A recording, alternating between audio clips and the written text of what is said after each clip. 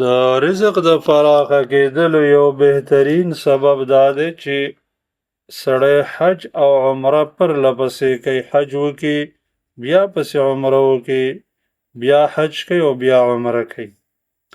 ځکه حج او عمره یو بل پسې پرله پسې کول د دې په وجه باندې د انسان فقر ختمیږي او د دې په وجه د انسان رزق کولاویږي. نبی صلی الله علیه وسلم فرمایي: تابعوا بين الحج والعمرة فإنهما ينفيان الفقر والذنوب كما ينفي الكير خبث الحديد والذهب والفضة. تاسو د حج او عمرې تر مابین پرله پسې والی کوئ، ځکه دا فقر او ګناهونه داسې محوه کوي، داسې ختموي لکه څرنګه چې د بنۍ د اور هغه چې دی د اوسپنې هغه خیرې ختموي، او څرنګه چې د سرو زرو سپینو زرو خیرې ختموي.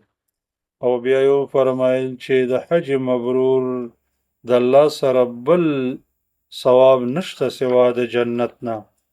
نو دې حدیث کې موږ ته د الله نبی خبر راکړه چې د حج او د عمرې تر مابین پرله پسې والي په وجه باندې الله تبارک وتعالی د انسان فقر ختموي، نو په رزق کې پراخي راځي.